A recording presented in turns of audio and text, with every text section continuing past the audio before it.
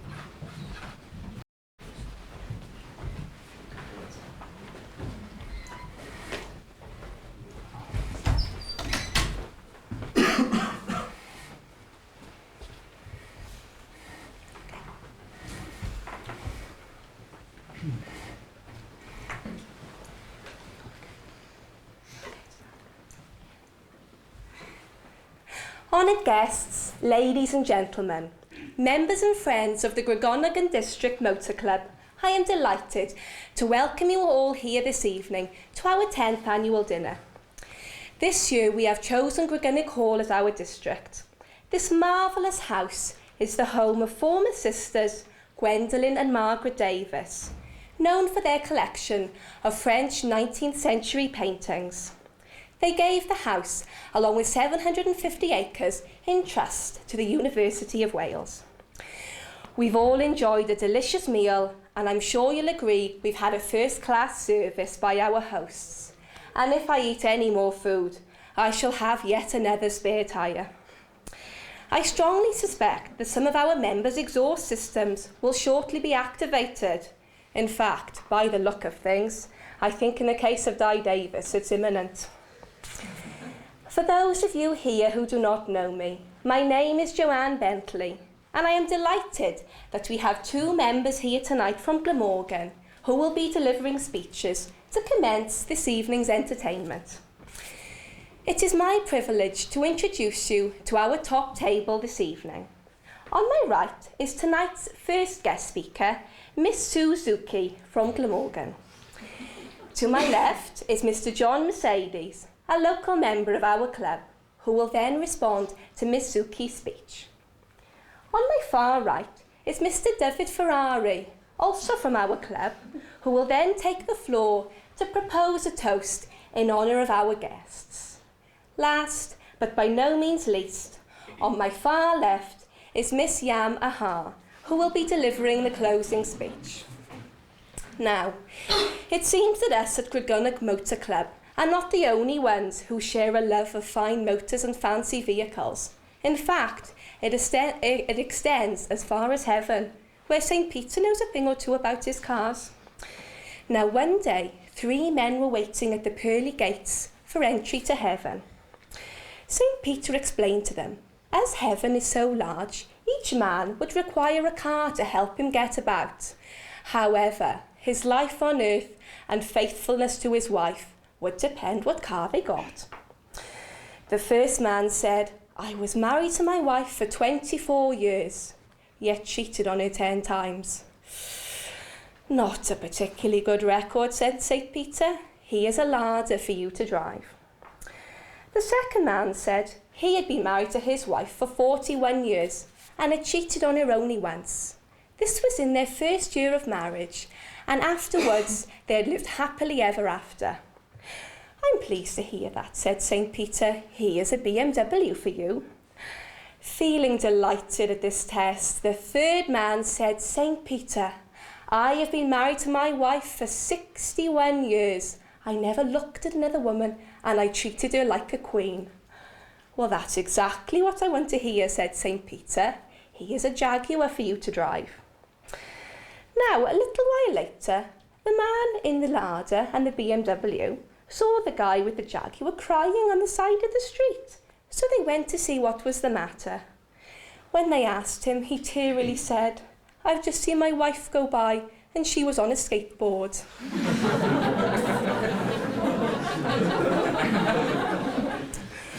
I'm sure you'll agree that we've all enjoyed fantastic food, delicious wine and pleasurable company this evening.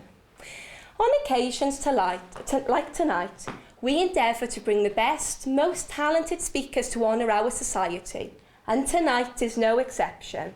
We are very fortunate indeed to have the delightful Miss Suki, who will commence this evening's speeches to put the wheels in motion. Not only is Miss Suzuki the current secretary of her local club, she tells me she is a glamour model for the industry, so I think our male members here this evening will certainly be in for a treat. My boyfriend also tells me he thinks he's seen her in the Sunday Sport, which I'm not that happy about. On that note, I'll pull over to the hard shoulder and let Miss Suki take over to say a few words and to propose this evening's toast. Ladies and gentlemen, Miss Suki. Thank you.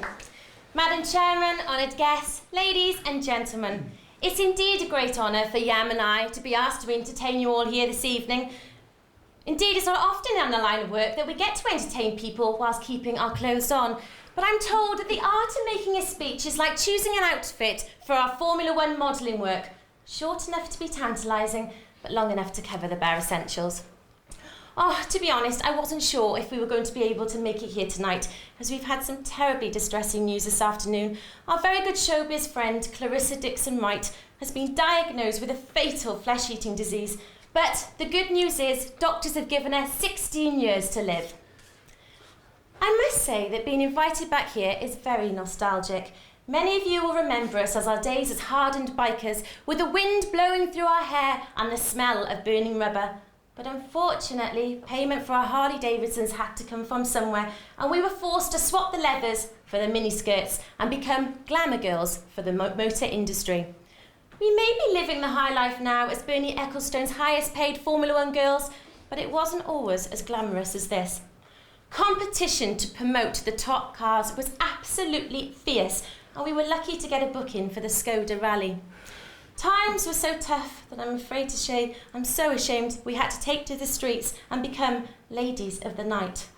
Oh, I remember our first night as if it was yesterday. Yam came to me at 2 a.m. in the morning. Look, she said, I've earned £1,562.02 tonight. I said, my God, that's fantastic. But who gave you the tuppence? She said, well, they all did. I know that many of you are struggling to keep those classic cars on the road, what with the upkeep and the maintenance, fuel rates escalating and insurance premiums at an all-time high. But those who are tempted to do what we did to fund their hobby should really think again. It's a dangerous world out there. Only just the other day I was speeding down the streets of Newtown when suddenly I was confronted by a tall, dark, Brecknock young farmer. He jumped into my path, flew open his raincoat and flashed at me. Oh, it was terrible. But I couldn't press charges. Insufficient evidence. Eventually, our glamour potential was spotted, and let's just say, thank God, the rest was history. Only last week we attended a photo shoot for Hot Bikers Weekly and Revved Up Motors Monthly, just to name a few. And we're often asked about our attitudes to posing nude, but we always say that if it's really necessary, and as long as it's done tastefully, we don't mind keeping our clothes on. Of course, our high-profile Formula One work has introduced us to the celebrity field, and we were delighted to accept an invitation to the last series of I'm a Celebrity, Get Me Out of Here. However, the Bush Tucker trials did push the boundaries just that little bit far. When it was our turn, Ant and Dec told Yam and I to go off into the jungle and collect 100 pieces of the same fruit and bring them all back by nightfall.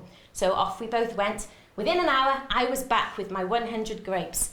Ant said, right, you now have to push every single one of those grapes up your bottom without laughing. So I rolled up the sleeves and got on with the task. But just as I got to 99, I couldn't help it. I just burst out laughing. Ant said, oh, bad luck, you were doing so well. Whatever happened? I said, well, I was thinking about Yam. She's out collecting pineapples.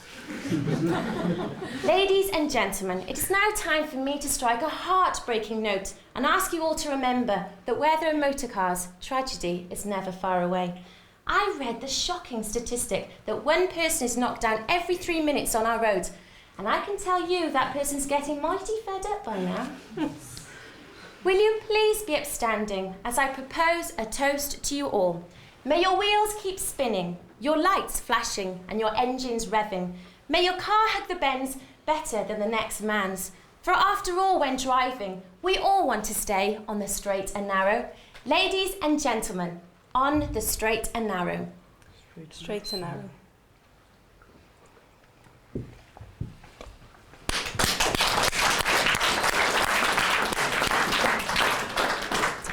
Well, thank you very much, Miss Suki, for that very humorous and informative address this evening. It's amazing to think all the things that glamour modelling can take you through, from the high and low and even as far as Australia. And I do feel that you're steering us in the right direction here this evening. Now that we're travelling along nicely in the fast lane, it is now my privilege to call upon Mr. John Mercedes, our King of the Road, to respond to this evening's speech. Now, although our guest speaker here is pretty fancy behind the wheel, a little birdie tells me this was not always the case. Apparently, one day as John was driving along, he felt rather hungry, so he stopped into a motorway cafe to get a bite to eat. Whilst he was sitting down having his meal, in came 6 Hells Angels, pushed John aside, ate his meal and poured his drink over his head. Well, with that, John got up and walked out. The leader of the Hells Angels laughed and said to the waiter, "See that, mate? He's not much of a man." "No," the waiter replied, "he's not much of a driver either. He's just driven over 6 motorbikes." John.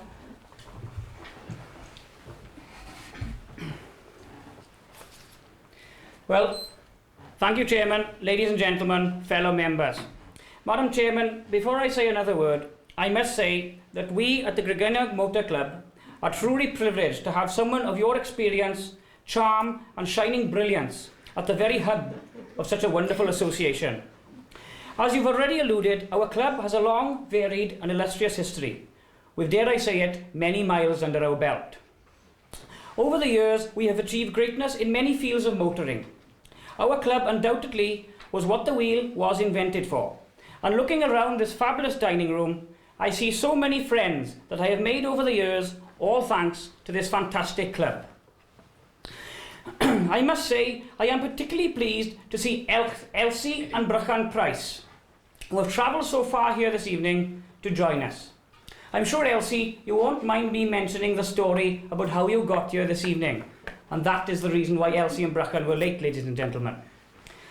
For it was Elsie's turn to drive, and they were about an hour late, so into their beloved MG sports car they went. Elsie behind the wheel, Brychan strapped in. They took off the drive, wheels are spinning, and out down the road they went. Before long, they were 40, 50 miles an hour on the Sennybridge country roads. It was 60, 70, 80, 90, 95 miles an hour along the Sennybridge back roads. Without a doubt, sure enough, unfortunately for Elsie, they passed the police patrol. The police gave chase, and 5 miles out of Newtown, they caught up with Elsie. They pulled her over, blue light. Elsie stopped, wound the window down. Policeman came up, very courteous young man. "Excuse me, madam, did you realise what speed you were doing?" Yeah. She turned to Brychan because you're hard of hearing, Elsie. Yes, yeah. "What did he say?" And Brychan turned to her abruptly. "He asked you, do you know what speed you were doing?" 40 to 50? "No, madam, you're doing 95. May I see your licence?" Turns to Brychan again. "What did he say?" "Oh, he wants to see your licence, man." Oh, so out of her handbag came her licence. The young police officer, reading through the licence, said, "I see you were from Sennybridge." "Goodness me," he said, when I was back there on holiday," he said, "I had the worst sexual experience with a woman that I have ever had to date." And Elsie turns to Brychan and says, "What did he say? He thinks he knows you."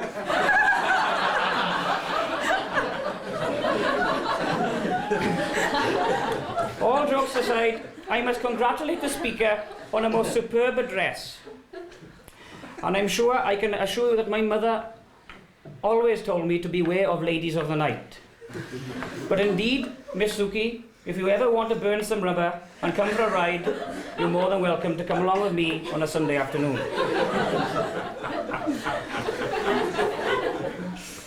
I spoke a little earlier about the great friendship that I have forged over the years. And looking around, I remember the day that dear old Barbara, you know, Barbara Bentley, hiya Barbara. Barbara and I went for a spin to try out her brand new top-of-the-range convertible. I'll never forget the gorgeous lines, the responsive control, the fantastic ride, and yeah, the car wasn't bad either, Barbara. Anyway, there we were, a lovely glass of champagne and a wonderful view over the Elan Valley. And do you remember, Barbara? You do? We gave in to our animal passions, and having flung off my clothes, I threw myself across the centre console, only to inadvertently knock the lever which dropped the hood. I'll never forget the horror of looking up and seeing 25 members of the Newtown Senior Citizens Ladies Guild looking down on us both. How was I to know that that day was their annual bird watching outing? But I remember well one of them telling me how lucky they were, for they had been searching all day for a great tit, and then they stumbled across two. I am sure that you will all agree that we've enjoyed a superb banquet which has been served to us this evening. May I take this opportunity to thank the secretary of the club on the very appropriate choice of menu. Piston pâté, followed by bangers and mash, with Robin Reliant Roulade to finish. That was the 3 wagon wheels with cream. Many more meals like that, and I shall have my very own spare tyre. And as the chairman suggested, I think that my very own exhaust system will shortly be activated. So thank you.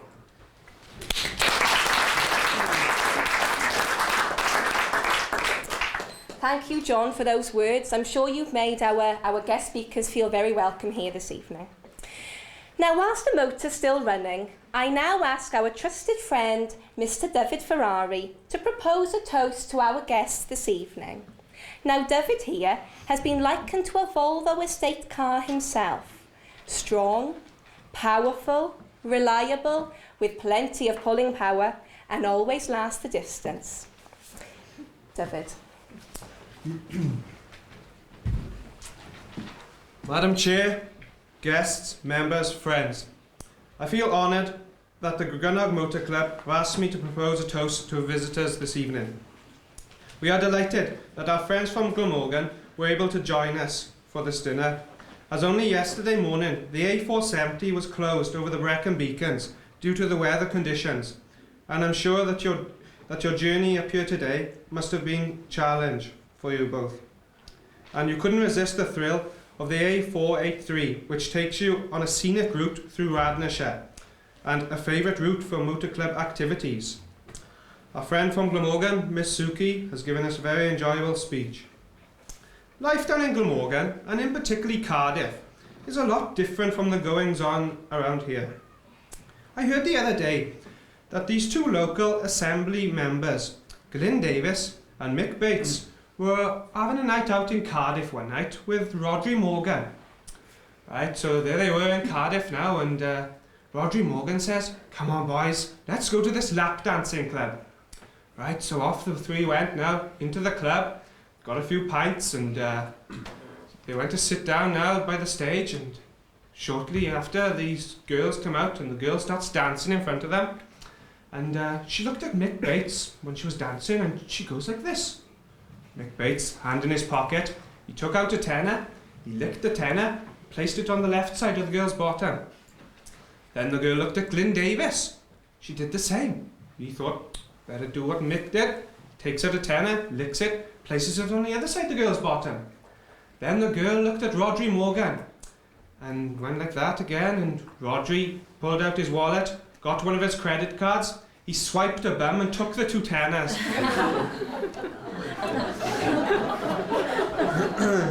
They say that there's nothing more that will impress the lady than a smart-looking flash car.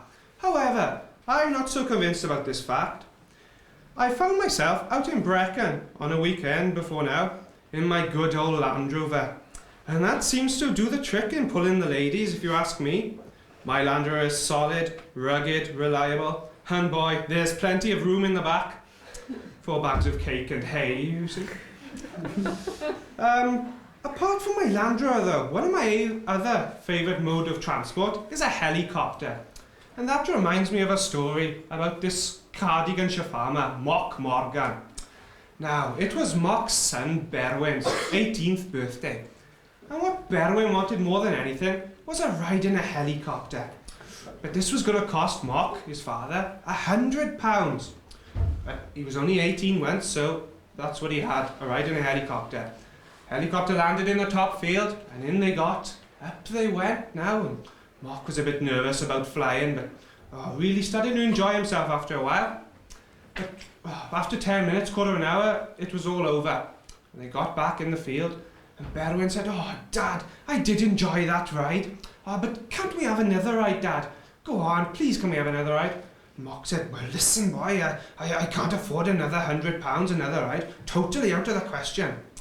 And the pilot, he overheard this conversation now, and he came over to Mock and he goes, "Excuse me, Mr. Morgan, I couldn't help overhearing that your son Berwyn would like another ride in the helicopter, but you're a bit strapped for cash." He said, "Yeah, that's right." He goes, "Well, I'll do you a deal, Mr. Morgan. You and Berwyn can come for another ride in a helicopter with me for nothing, as long as you promise to remain totally silent throughout the ride and not say a word. If you do say anything, I'm going to have to charge you full price." Mock looked at Berwyn now and he goes, "Righto, do you hear that, Berwyn? We're going for another ride, but don't say a word, keep it zipped." Right, up they went in the helicopter again. But this time, the pilot, he drove like an absolute maniac. He did all the stunt moves, flying upside down, loop the loop. It was the ride from hell. But still, Mock didn't say a word. They landed back in the top field and the pilot goes, Well, Mr. Morgan, I've been doing that stunt for quite some years now, and never ever has anyone remained totally silent throughout the ride. Was there any time when you thought you might say something, anything?" And Mock goes, "Well, yes, there was one time. It was when Berwyn fell out." I heard in the news, David and Victoria Beckham have had another kid, and they're into tattoos in a big way. And Victoria, in particular, has just recently had a new tattoo. And what it is, it's 4 stars it is, one for each member of her family. There's one for David, one for Brooklyn, one for Romeo, and one for the new boy Cruz. And for every star, David's got a car. He's got a Ferrari, BMW, Bentley, one of them American 4x4s, I'm not sure what it is. Anyway, now Victoria's got this tattoo, 4 stars. And 3 kids now. David's thinking, it's a bit much. No more kids, so he's going to have a vasectomy. So if he has a vasectomy now, they won't be known as Posh and Becks anymore. They'll be known as 4-star and unleaded. Finally, it gives me great pleasure to propose a toast to our visitors. So, if I could ask you to be upstanding for a toast. Visitors. To the visitors. Thank you very much. Diolch yn fawr.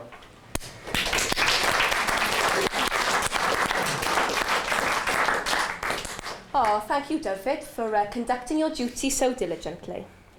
Putting the brakes on this evening's speeches is Miss Yam Aha. Now, our last speaker this evening can be likened to an after-dinner mint. Always a very pleasing end to an evening, leaving a great taste and following 4 previous good courses. So can we all please welcome her in the usual manner. Ladies and gentlemen, may I start by apologising for arriving a little late this evening, and do forgive me if I appear slightly flustered, but I was almost in a serious traffic accident on the way here tonight. There I was, racing down the motorway on my Harley Davidson, when Sue rang to tell me she'd heard a news report that there was one idiot driving the wrong way down the motorway. I said, "One idiot, me bugger, there's hundreds of them." The food we've enjoyed this evening has been little short of exceptional, and our sincere thanks must be extended to the chef. We've been lucky enough to dine in some of the very best restaurants, but the creativity shown here tonight has been remarkable, and we were left in doubt that we were in the company of motor enthusiasts. The salmon smoked in exhaust fumes was an interesting, if a quiet taste. And what a novel idea to serve the beef main course in hubcaps rather than plates. It was a true Rolls Royce of a meal, smooth, engaging and deliciously luxurious. Alas, cooking and other domestic skills don't come naturally to girls like us in the glamour industry, and that's why I launched my new magazine, Handy Hints for Busy Girls. Most magazines contain advice on men and bedroom antics, but us girls know plenty about that sort of thing.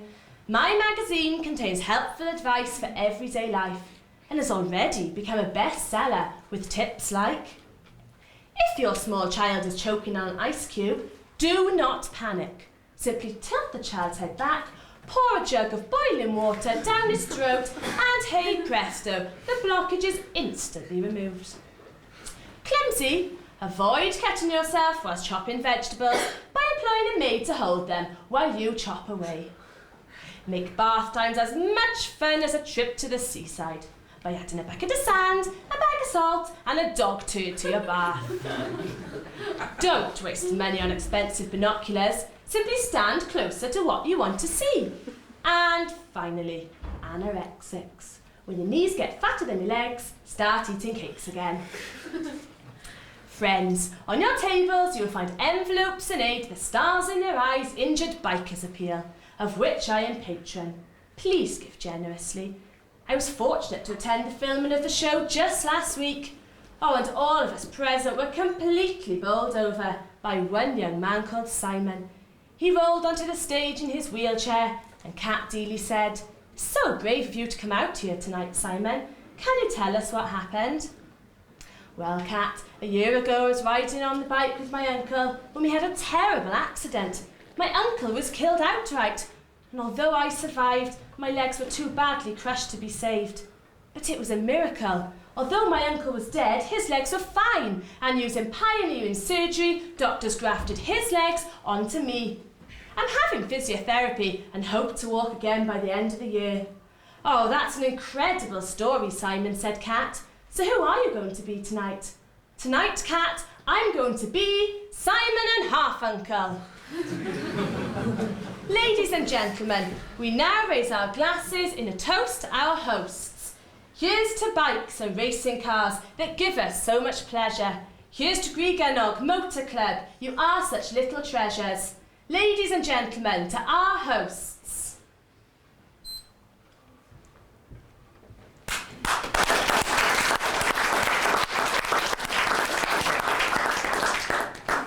Thank you, Miss Haha, for your speech this evening. I will certainly be looking in Waterstones for your book on helpful hints and advice for daily living. And may I also extend my thanks to all four speakers here this evening for both entertaining and educating us so well. Ladies and gentlemen, friends, what else is there left for me to say? After a wonderful meal and enjoyable speeches, we have yet again had an evening to remember. Thanks to yourselves and everyone who has made this evening such a success. It's time for a change of gear now, so I do hope you enjoy the rest of the evening where we have Mike and the Mechanics playing for us live. I don't know about you, but I don't have much mileage left in me as my fuel is running low, so I'll be off to the bar shortly. However, I'm told they do have some special cocktails on offer for us this evening. What's on board, Miss Ford? Screw between the seats, blow a gasket, Mercedes bender and horn blower. I know which one I'll be trying tonight. But do remember, please leave your vehicles in the car park tonight if you're intending on getting tanked up. Drink the night away, dance the night away. And may I leave you with this quote from Henry Ford. When asked for the secret of his successful marriage, he replied, same as with cars, stick to one model. Thank you and good night.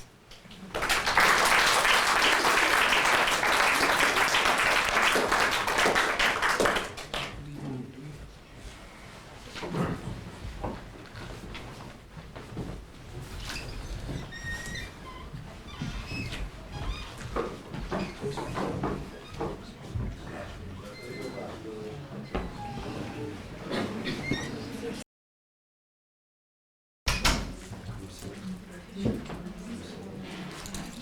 and gentlemen, please 2 more to go, so we won't keep you very long. Now we have members of Pembrokeshire and Ceredigion. We'll hand over to the chairman, Mr. Michael Harris.